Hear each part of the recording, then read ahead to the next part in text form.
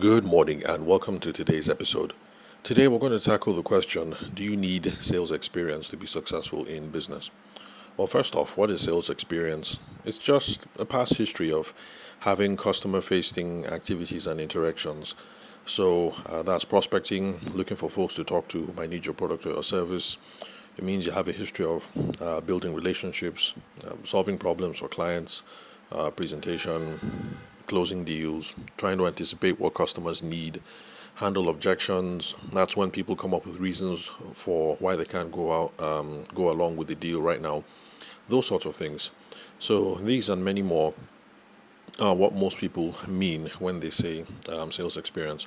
Of course, if you're looking for a a job in sales, let's say maybe like tech sales, because we have lots of Nigerian entrepreneurs who are starting companies now, apps, things like that. So they're looking for salespeople. Yeah, I guess for those kinds of things, you're straight out of luck. You either have the experience or you don't. But for the rest of us who are not looking to be employed by anyone per se, but we're trying to get our own businesses up and running, do we need sales experience?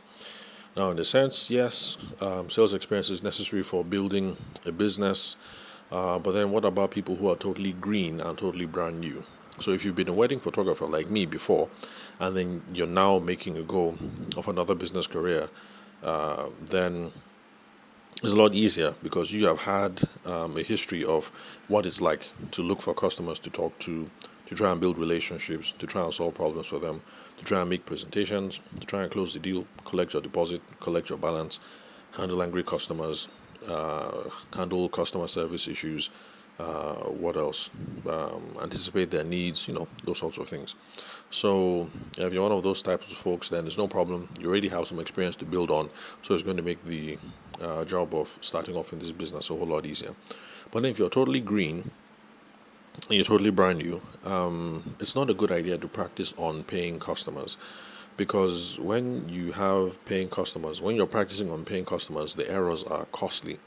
You give off a negative brand impression whenever you don't handle things well.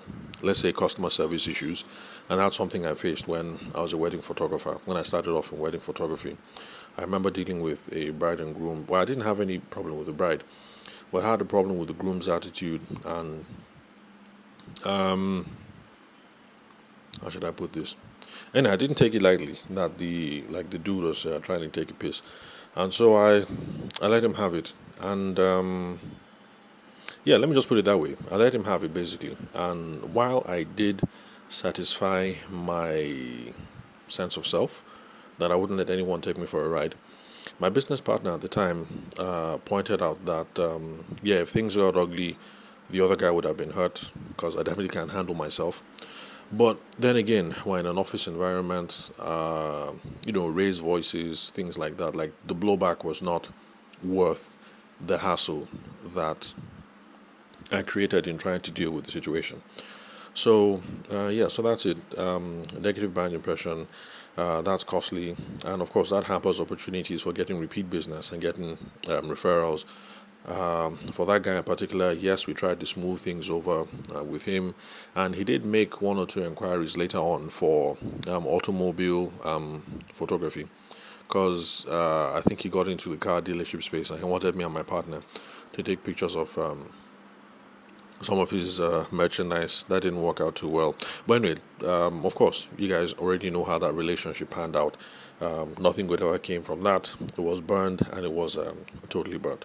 So when you're practicing on your customers and you don't know your left from your right when it comes to sales, customer service, marketing, these sorts of things, errors can be very costly. So the solution is role playing or having discussions with folks who have more experience than you, and also sales training. So let me repeat. The solution, number one, you should be having role playing sessions. Then you should also be discussing with folks who have more experience than you, and then the sales training. So back to the wedding photographer example, or back to the architect example that we've been going with for the last 5, 6 episodes. You should be doing role playing sessions with other people, other architects, and of course having architect conversations with them. That when you meet a customer for the first time, what do you say? How do you handle yourself? What do you think is the best place to have the meeting? Should I be going to their house? Should I have them come over to my own office? Should we meet on neutral grounds? Is it okay to meet at Sheraton Hotel, Hilton Hotel, or should we meet at the share office space, co-working locations? All those kinds of questions. You should be having these kinds of discussions with people who have more experience in your field, and then of course there is sales training. So role playing is just simulating regular sales scenarios. You guys get together, come up with a pretend script or pretend challenges that you guys already have. So back to the wedding photographer example, there's the challenge of typically in that space. There's some people who work on a 100% basis, but then there's some people who collect a deposit, like 60%, 7% upfront. Then after you deliver, there's the 30%. So role playing simulations in this case would be you and other photographers get together and then you guys brainstorm. Okay, you be the nasty client who has paid 70%, but now you don't want to collect, you don't want to pay the 30% because you're unhappy with photo retouching. Photo retouching, well, let's see what else. Or you think the frames are too small. So, how do we handle the situation? And that's essentially what role playing is. Or you're talking to other wedding photographers, people who have more experience than you. You say, okay, in the beginning, how do we handle clients? So yes, we meet at the bridal fair, but after that, does it make sense for them to come to my own house, or should I go to their own house?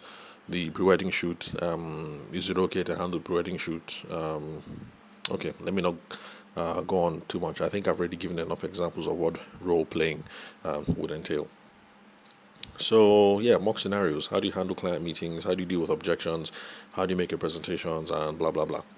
Now, fortunately, there are some industries in Nigeria at least where these sorts of things are already institutionalized, where the profession makes this thing a regular sort of thing.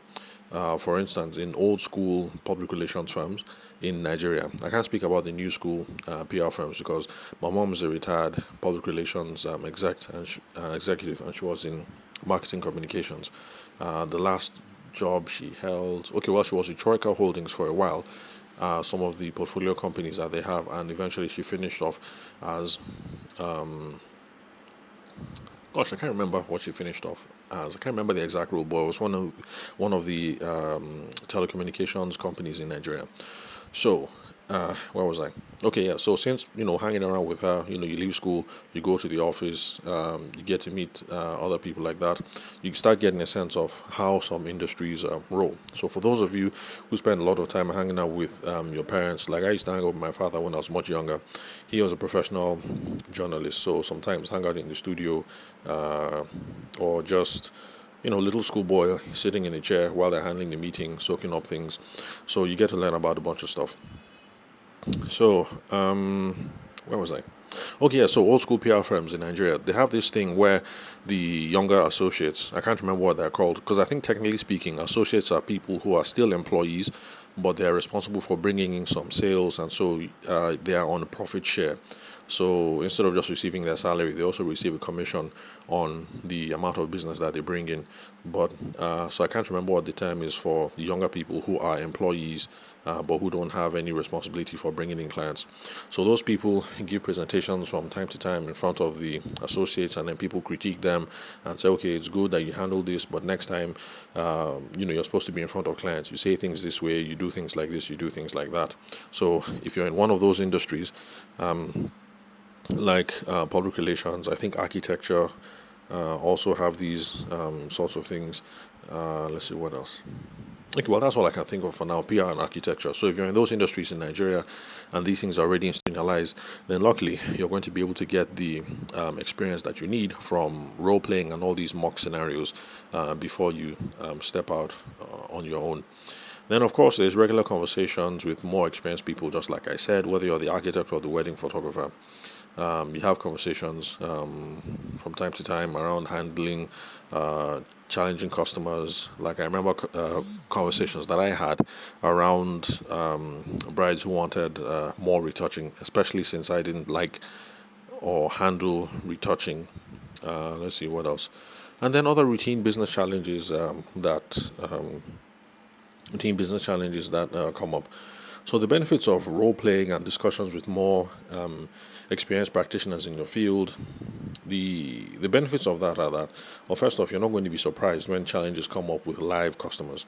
So before you start off your architecture practice or your wedding photography practice, if you've been talking to older people, and the first time you meet somebody who says, you know what, I paid you 80%, but I'm not going to pay you 20%, you might be upset, but it's not a total surprise, and you have some sort of sense of what to do to deal with the situation because you've already discussed it a couple of times with other people who are much more experienced. And then, of course, when you meet a customer, potential customer for the first time at the bridal fair, you're not stumped when you guys finish the meeting, and then the next step is you want to have another meeting so you can discuss proposals and packages and things like that. You're not stumped. You have a framework or an easy reference system in your mind to say that, okay, we're done with this step, so the next step is meet at their house and do blah blah blah, or meeting at their house or my house might not be professional, so meet at co-working space to discuss, so and so. Bottom line is you have some sort of what's that thing called? Yeah, framework. You have a playbook that you can work with, and so you're not going to be taking unawares. You have a sense of what to do, and this makes you confident about how to handle yourself when you're out in the field with live clients. And of course, the confidence it exudes. People see how confident you are, like, oh, this is a very confident young man or a very confident young woman, and it helps people think that you are much more competent and are much more capable. So, role playing overall, it makes you more effective in handling client relations, negotiations, presentations, and those sorts of things. Now, if we're going to be able to get all these benefits from role playing and discussing with clients, then why is sales training important? The reason why it is because it gives you a much more professional, much more systemic, and not systemic, systematic, yeah, a much more systematic and a coherent point of view of how to interact with potential customers and clients. Because you find that when you talk to all these people, your much more experienced colleagues, like the associates in your architectural firm, or your senior managers in your PR firm, or the wedding photographers who have had more experience than you. Maybe they've been in the fields, 3 years, 5 years. You find that everybody has tips and tricks that work in some situations, don't work in other situations. And that's because it's not a wholesome theory of how to handle customer interactions from the beginning to the end.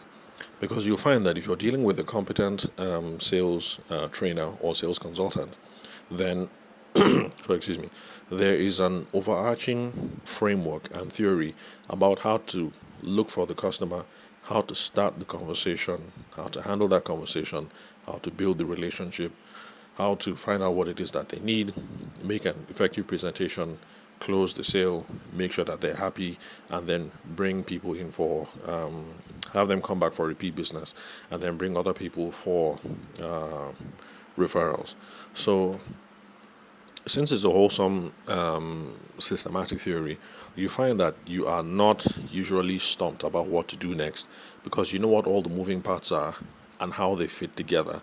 And so what you don't have is a collection of tips and tricks, but you have a philosophy that guides you through, and you find that you are not you're not at a loss. So let's see, what example can I give here?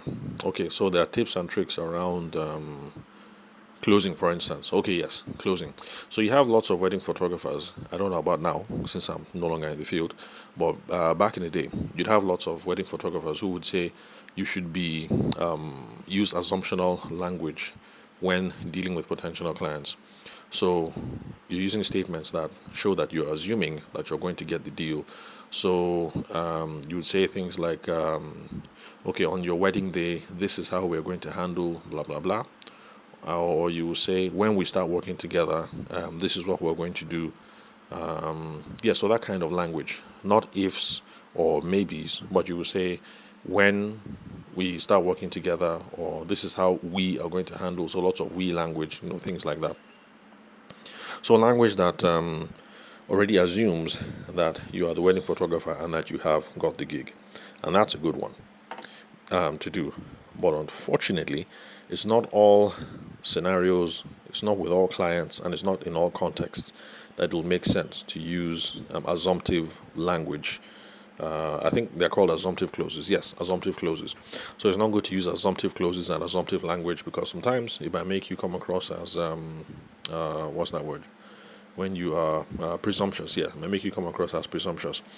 But the thing is, if you're a newbie and you've spoken to 5 wedding photographers, each of them between 3 to 5 years experience, and out of 5 of them, 4 of them told you use assumptive language, and then you're going on using assumptive languages and assumptive clauses all through, it'll work sometimes, and sometimes you get yourself into a heap of trouble because you come across as a presumptive brat. But if you go through sales training, on the other hand, you're going to be able to figure out that, okay, assumptive language, assumptive clauses, and assumptive philosophy is good, but these are situations where it works, these are situations where it doesn't work. These are the other kind of scenarios or contexts and approaches that you can try depending upon the sales situation or the business context. You get taken through all these things so that you start the conversation. You might start leaning into your assumptive language and assumptive clauses, but then you remember that, oh, okay, we're dealing with A, B, C, and XYZ. This is not going to work. This is a different kind of client, or their personality is like this, or this is what the expectations are. So it's now time to try. It's now time to try something else. It's now time to stop the assumptive stuff, but then to try and use a much more challenger style, for instance, where you are much more, what's the word? I won't say abrupt, where you're much more assertive. Yeah, where you're much more assertive with the client, challenging their assumptions, leading them through certain things that they don't understand. And that has a knock-off effect of showing that you're the professional, you know what's up, and they should let you handle the reins on this one. So that is just an example. So talking to people who have more experience, that's good, but you're just learning tips and tricks. You're not learning how everything fits together, what the whole sum framework is, and you're not going to know how to be able to switch from one mode of thinking to another kind of business philosophy. And so those are the benefits of sales training, essentially. So what's an easy way to start with sales training? It's quite easy. Start with whatever it is that you are comfortable with, because in the beginning you don't know enough to sort out the good from the bad. So it's enough to start with where you're comfortable and keep on studying the books, the podcasts, keep on having more conversations, and eventually you find one that works for your industry, your personality style, the kind of customers that you work with. And you start getting a sense of a personalized framework that you can roll with, and you'll be able to start seeking out training that works with that. But in the meantime, if you don't have that, there's something that I'm coming up with and is rolling out on the 27th of March. This is going to be a sales clinic, and it's a personalized sales coaching that's going to be available over WhatsApp. So if you're interested, contact me. Other folks that found me in the past, like Ugona, that I mentioned in, I think, 2 podcast episodes ago. We're currently working on some stuff for her and her crew. So so reach out if you're interested. Sales clinic, personalized sales coaching, and we'll get some more details there. So that's it for today. Thanks for your time and attention. I'll catch you guys at the next episode. And as we get ready to roll out the sales clinic on the 27th of March, more details will be coming along on the podcast. Looking forward to having those of you who've been listening to the podcast for a while. Looking forward to meeting some of you guys face to face or over the phone, and trying to help you guys sort out what your business challenges are. So thanks for your time and attention. I'll catch you guys at the next podcast recording.